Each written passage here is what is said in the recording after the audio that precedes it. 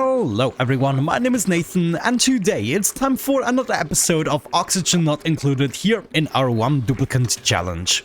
In the previous episode we finished Uzista right here. There's just one more thing I need to do, and that is swap these two blocks here because I put the auto sweeper here and it is not able to reach the fish feeder. However, everything else seems to be working thus far. We are now also converting more of the resin into its solid version. And my only problem is this little bit of naphtha that I managed to accumulate. So right now we are really close to converting this, but not really. So I will have to put this to, let's say, 130, and we're just going to increment this a little bit. I could probably also remove this block here in order to give the temperature access to the room a little bit better. That might actually solve my issues. But either way, right now we are on the main planetoid. Wasn't there something I needed to do? Yeah, that's right. We're missing some fungal spores here, apparently. Honestly, I'm not so sure, but in today's episode, we're gonna try to fix a couple of issues that I had previously. Let's say, first and foremost, we want to bring our items over here. So I would say we gotta start setting this up. Ah, yes, I remember now. I wanted to fix the research reactor and we wanted to wait for a vacuum here. But look at that. We already collected quite a bit of nuclear waste. Now, my only issue is if this gets to 1,000, then we will be filling up this tile here as well. And I need to prevent this from happening. So already right now, we need to actually introduce the secondary liquid. But yeah, I think first of all, I'm just gonna make the settings here for my two automatic dispensers, and then materials should already be picked up. This is really good. Should we rearrange the solar panels maybe now? Yeah, why not? This is actually also a good idea. Let's get rid of the solar panels. We should have enough power management at the moment. Let me actually see. Yeah, we have 1,700 kilograms of natural gas just in case we need it. And then we still have 800 degrees here, so all of these steam turbines are doing their thing as well. That means we can keep going here with our automatic dispensers and auto sweepers. As usual, it's quite a few things that we have to place in order to make this work, but it should be no issue. I mean, it's not an issue when it comes down to materials. Either way, it might be an issue in terms of actually building this. But then whenever I attempt to sweep something myself with the duplicant, I regret it. So this is definitely the better option. Also, thinking about it, we can now deconstruct the ladder here. We don't technically need that anymore. And so then the only side we still need to clean up is going to be the other side. However, we can now think about how to set up the solar panels differently. For instance, this would be the earliest we can start the solar panels. So maybe if we move this over 2 blocks and build it right here, this could be a good spot. And then if I'm not mistaken, you can still overlap the solar panels by 2 blocks like so and kind of build a pyramid shape. And now we can already see the beginning here has been cleaned up. So we can already reclaim those materials. You know what? I just had an awesome realization. I did not know when they implemented this change, but now when a dupe repairs something, it gets back to normal temperature. So instead of repairing this auto sweeper and it gets automatically damaged again for being overheated, it now goes back to a base temperature of 20 degrees. Let's check this out. We should be repairing it now. It was 135 degrees and now it's back to 20 degrees. This is such a good improvement. It just gets rid of the need to actually deconstruct the entire thing and reconstruct it. It's the same procedure, resetting the temperature. Either way, before we continue with the nuclear reactor, I'm starting my solar panel array right here with a little temporary source of liquids that we can use to fill up the infinite nuclear waste supply there. We cannot forget some drywall here. I already got my bottle emptier prepared. We're probably going to be using some petroleum to make this happen. But right now I'm still too busy cleaning up the materials. I got all of these auto sweepers placed all over the place. And in certain parts I also started to replace the cable here with the heavy watt version. We already have a potential load of 42 kilowatts, which is actually kind of crazy. Of course, we'll never be using that at the same time. Let's have a look back at Uzista and yes! Oh my god, I'm so grateful. We actually do get seeds. It does seem to be a lower chance than 10%. Let's say all these plants here, as of this point, that's like at least 30 or so plants. No, actually, it's way more than that. Let's say 45 plants and we got 1, 2, 3, 4, 5 seeds out of them. Oh no, actually that seems like about a 10% chance. But let's get this finished by adding the seeds here. Oh man, I'm so glad the seeds actually drop on their own. There's an eggshell. I did not think about the eggshell. And I cannot reach... Now hold your horses. Could I move it? I could move this guy 1 block over. And then I can reach it. Okay, we'll have to come back here for several reasons. I totally forgot about the eggshell that's being produced here. So I'll add that to the to-do list for today, I would say. But it looks like we're done here with the left side already. That actually went rather quick. I need to keep this one. And that also means we're gonna replace the other cable here. Now, look at that. We have 354,000 kilograms of copper. This is just absolute insanity. I love it. Yeah, let's go ahead and replace this cable here as well with the new and upgraded version. I'm now also transporting the niobium that I got downstairs so that it can be picked up by the system here and brought all the way over to the center. But I have to say, there's quite a bit of niobium around. 17, 24, 23 and 22 tons and 13 tons. Holy cow. I totally forgot how much we already collected of that stuff. In order to finish the mushroom farm, we just need to plant 2 more seeds, so I decided to get a critter drop-off point in here, and then also we're gonna collect 1 critter. Let's see if we still have the skill to do that. Yes, indeed. And so maybe we're gonna prioritize that with 8, and then the critter drop-off point with 9. Make sure we set up the pips here, and then we should be collecting this guy right away. Of course, Nathan is gonna run away first, but if I bring him back... No, wait, I have to increase the priority on the drop-off point first. And now, if I come back, I should be picking that guy up. Wonderful. And we have once again a pip available for us to hopefully finish that farm. By the way, if we check on Ozista, let me find the... Where's the small fish? Right there. Yes, wonderful. It's a tame baby. This is perfect. It's hungry right now, obviously, but we're gonna fix that in a heartbeat. Here we go. We have just arrived on Ozista. I decided to pay this one a visit before the next Paku actually gets a little bit too old. Another 9 cycles have passed here. So what I would like to see first of all is move this auto sweeper, and we're gonna get rid of the old one. That should still give us everything that we want to reach, including the tile here with the eggshell. So if that happens quickly, right there, yeah, we're now picking up the eggshell. Wonderful. Also, these guys here, they actually died without laying an egg, and you told me that it is because of the 1 tile situation here. I was kind of wondering what happens if we did something like this. Could I still reach through these tiles, and then maybe we can open this tile up, make it move into this room in a way so that the fish can actually go on their own and they will drop down here into a puddle. I'm not sure this is going to be a feasible solution. However, we got some care packages here with grub fruit. So we can reset the timer here, test this out. Yeah, it's being picked up. Sent to the tree. Wonderful. Yeah, look at that. I can still reach these tiles. This is even better because now the food, there's no chance that the fish are actually gonna grab it. I can still grab the eggs from here, though this guy here is now not quite as functional.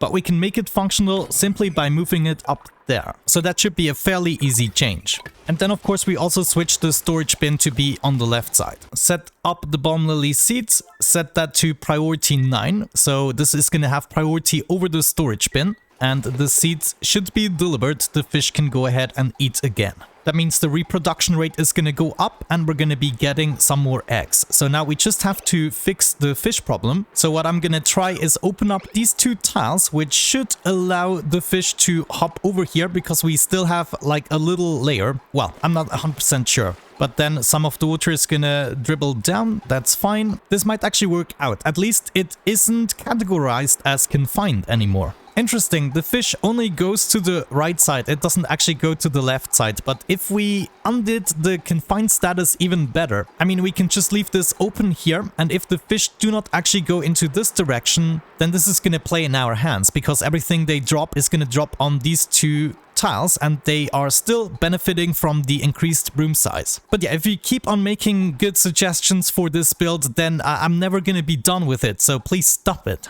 No, I'm just kidding, of course. We want to make this super awesome. Good, I'm now pretty much convinced that they will never go into this direction, and so it's time to fly back home, and hopefully I don't have to come back here quite as soon. Wonderful, we're now back on the main planetoid. I picked up on delivering the items again, and now we're taking care of the solar panels. I also added this little line in order to add some petroleum. As soon as we build the drywall behind this, I can deliver some petroleum here and then just add it here. It doesn't need to be much, maybe 100 kilograms or so. It just needs to prevent the nuclear waste from actually entering the terrain with the vent. Where is my dupe again? Okay, engine tune-up, I give you that one. This helps us out a lot, since the magma is still our main source of power generation. This is actually surprising, since we still have a little bit of the biome to go through. I figured once we reach the 1,000 or 2,000 cycle mark with these machines, we would be going through at least the hill right there, but it doesn't seem like. Yeah, this is already 1,000 cycles old, this contraption, and it's still going strong. Though we do lose a little bit of heat now. I guess we could go for the next tile here and just add some more temp shift plates. I added the power cabling to the mix, and in order to build this faster, I brought over a little bit of copper using the storage bin. And so now we should be able to complete this in a reasonable amount of time. And there's already the first solar panel hooked up. Now, it doesn't look like the pyramid scheme is still working. We'll have to see with that. It could be because of these tiles here that this is a little bit harsher. Yeah, this one definitely produces a little bit more. I think we'll have to check at noon the next day, but it looks like this was old information in the comment section that the pyramid scheme still works. I mean, potentially it is still producing more energy in terms of the space you use on a horizontal scale. So say we only produce 80% of the energy, but we can then have like 30% more solar panels or even more, then that would already be worth it. Looks like I finally built everything here. That means we can bring along some petroleum, enable auto bottle, and you know, we're just gonna go with the 200 kilograms that will be delivered here. My dupe is just amazing. Now this needs a little bit of power to get started, and then we also need to finish the pipes, which I think we can do like this. Oh, there, it started to pump. I should have made a save game, but okay. It is actually lighter than the nuclear waste. If I remember correctly, you mentioned only the oil is heavier. But now we're pumping up the whole 200 kilograms here, after which we can remove this part again. Look at that, it actually helped. This temp shift plate is now heating up because right here we have another 757 degrees. But I think I'm gonna take it to the next level still, because here it's more like 1,000, which is gonna benefit us. There it is, all pumped up. Let's get rid of everything here. I should be able to reach it. And I'm also gonna remove the piping here, which is why I left it on the right side. Though I might not wanna remove the bridge. I do not know where this is gonna end up. Possibly inside the nuclear reactor. This would actually be good because we now have to enter it either way. Oh no, look at that. It actually dropped outside.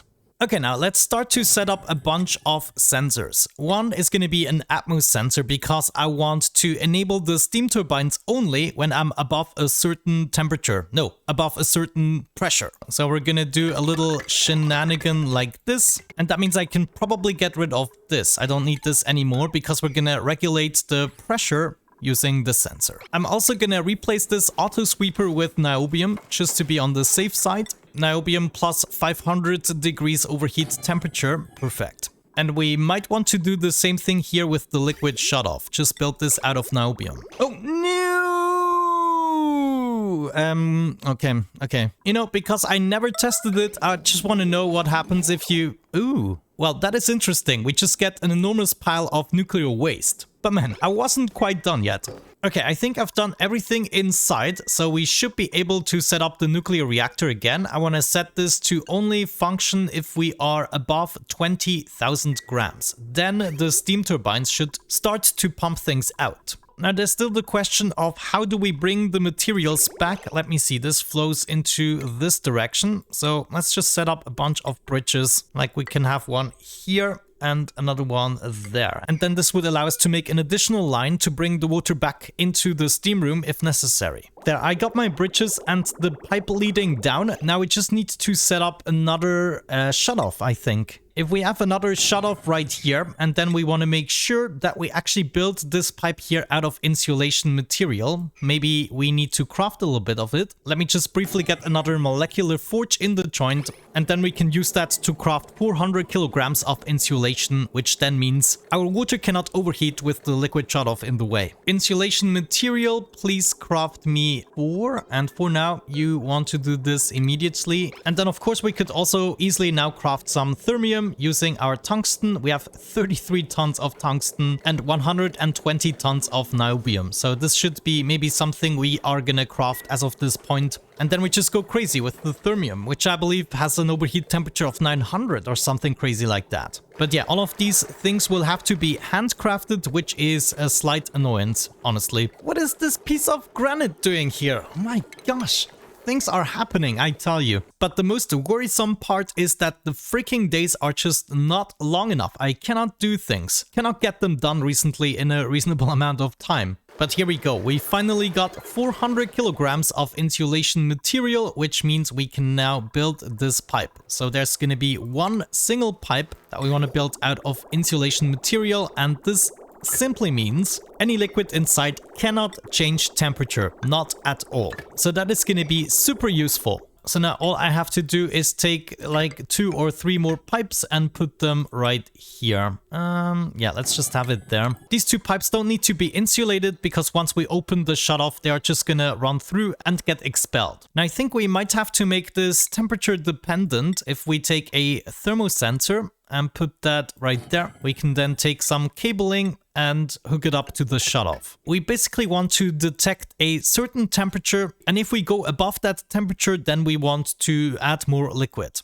Wonderful. Just like that, we are finished. Oh, no, wait, I totally forgot to replace the reactor, so don't quite do that yet. And also, I possibly want to pick up the enriched uranium for now. I'm gonna reset the timer, so this gives us a little bit of time, and then we just pick this up. Oh, I think we'll have to sleep one more time. Jeez, how fast can these days go by? But yeah, now that there is no more uranium, we should be able to set up another research reactor right there. There might be one more thing I want to do, and that is actually hook up this guy here as well. So if we have the shutoff open, I don't necessarily want to dump the water anymore. What we could do is just go ahead, hop over here, and I guess at some point we'll have to add a NOT gate, because if we open this up, then we want to shut down the other liquid vent. So this goes over here together with a NOT gate, and then we can close this in case we want to add the water to the steam room instead. I'm gonna quickly set the green duration to 0, so it never actually sends a signal until I'm done.